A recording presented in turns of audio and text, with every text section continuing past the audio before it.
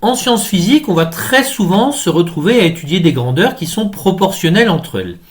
Donc de l'intérêt de faire une petite vidéo de révision sur la proportionnalité pour revoir des choses qui ont déjà été vues en début de collège ou au primaire, et puis introduire un petit outil de calcul simple.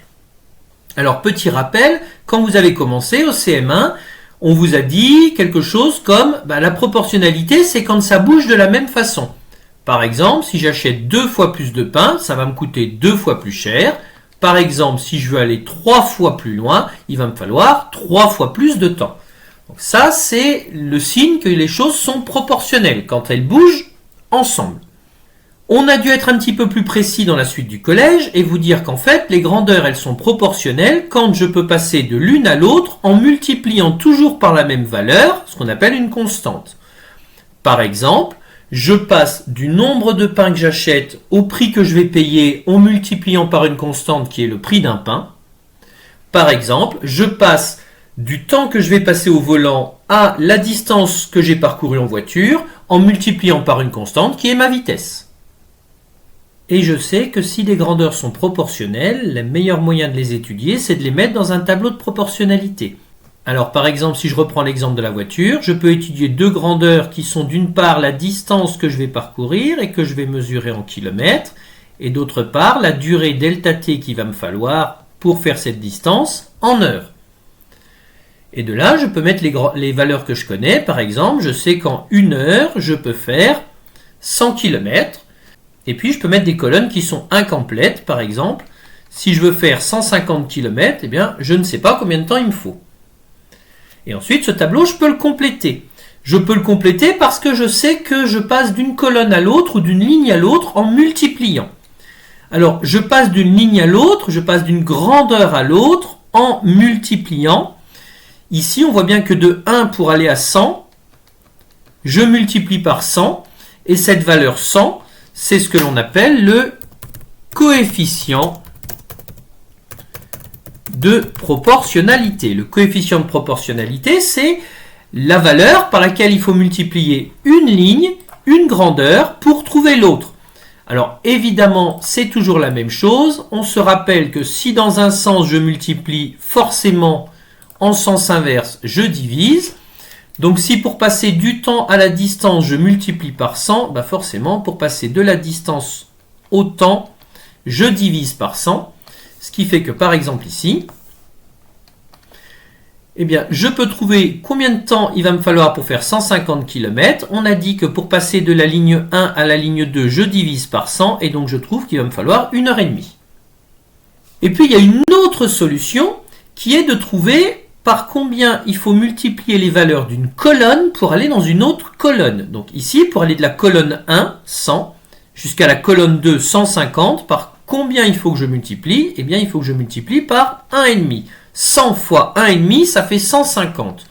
Ce 1,5 là, c'est ce qu'on appelle le facteur de colonne à colonne. Et évidemment, il dépend de mes colonnes.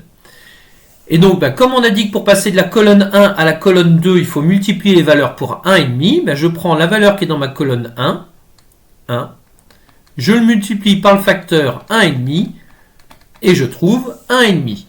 Et je suis relativement rassuré parce que par une méthode ou par l'autre, je trouve bien la même valeur.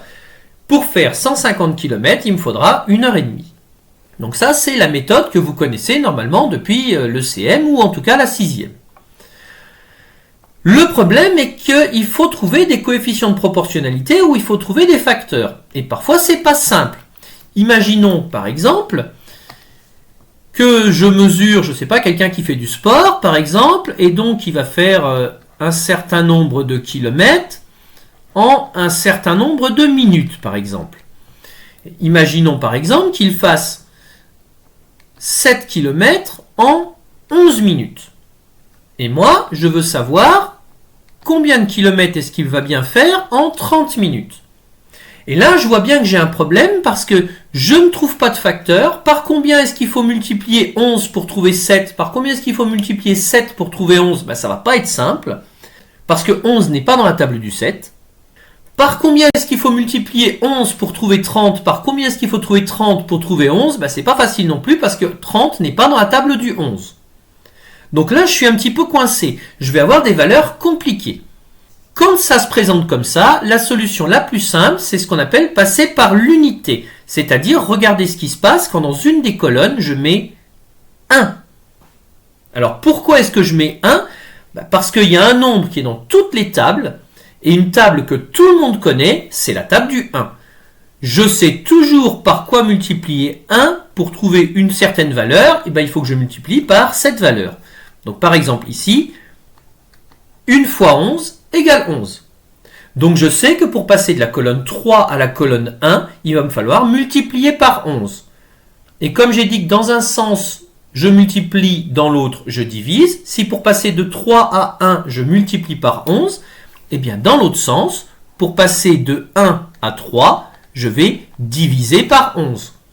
Et donc la valeur qui va venir ici, c'est donc 7 divisé par 11.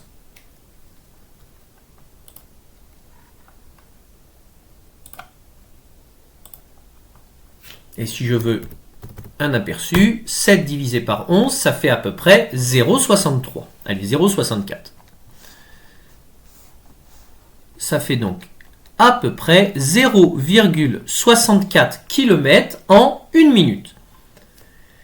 Et maintenant, il est assez simple de trouver la valeur qui me manque, parce que ma table du 1, je la connais.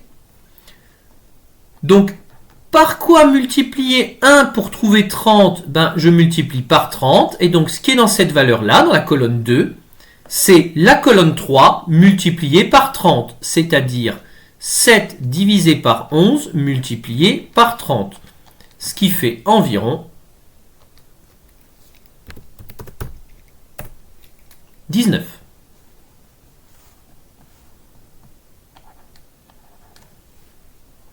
Et le calcul final que j'ai à faire, le calcul que j'ai fait à la fin, j'ai pris 7, je l'ai multiplié par 30, je l'ai divisé par 11. Parce qu'on est bien d'accord que quand je fais 7 multiplié par 30 divisé par 11, ou 7 divisé par 11 multiplié par 30, ou même 30 divisé par 11 multiplié par 7, je trouve toujours la même valeur. Quand je n'ai que des multiplications et les divisions, je peux les faire dans l'ordre que je veux, ça ne change rien. C'est une méthode qui marche à chaque fois et qui permet bien de comprendre ce qui se passe.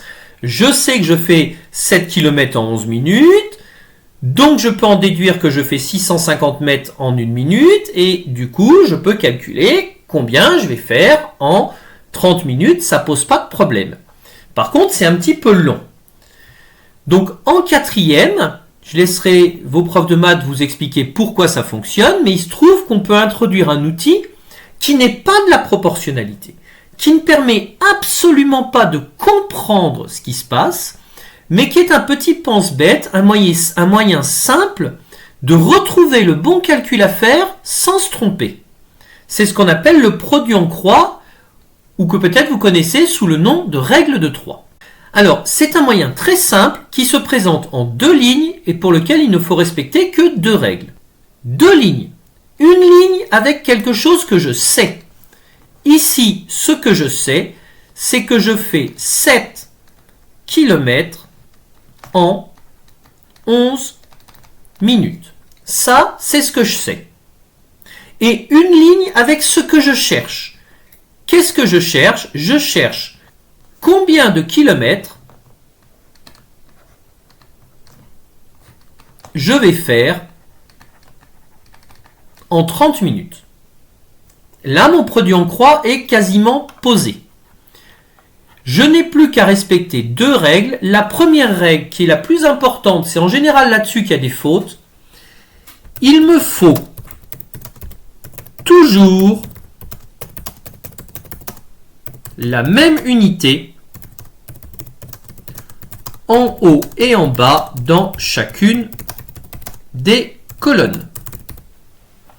Donc ici par exemple, si je reprends ce que j'ai dans mon produit en croix, Je vois que si je prends la colonne 1, j'ai des kilomètres et des kilomètres, ça marche. Si je prends la colonne 2, j'ai des minutes et des minutes, ça marche. Mais ça ne marcherait pas si j'avais par exemple des kilomètres et des mètres, ou des heures et des minutes. Là, ça ne fonctionnerait pas, il faudrait que je mette tout dans les mêmes unités. Ça, c'est la première règle, et 9 fois sur 10, c'est là que vient la faute. Et puis la deuxième règle, je fais une croix.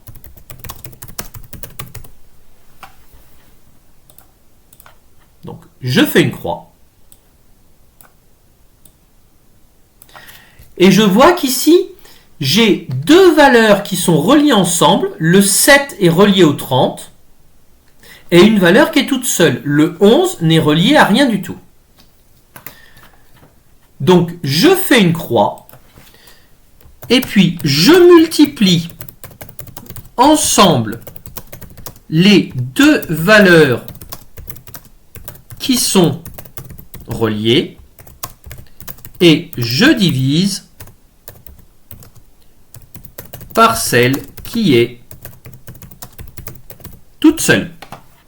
Donc ici, je prends les deux valeurs qui sont attachées ensemble, le 7 et le 30, et je les multiplie, et je divise par la valeur qui est toute seule, c'est-à-dire le 11. Et je retrouve en calcul à faire 7 fois 30 divisé par 11, qui est bien le calcul que j'avais trouvé en faisant mon tableau et en repassant par l'unité. Donc le produit en croix est bien une méthode simple et rapide pour retrouver le bon calcul, mais attention, ce n'est pas de la proportionnalité, ça ne permet pas de comprendre ce qui se passe. Il faut bien se rappeler quand on fait un produit en croix qu'on a juste une valeur, mais qu'en fait, ce qui se passe derrière, c'est ça. Et ce qu'il faut être capable de comprendre et de refaire, c'est ça.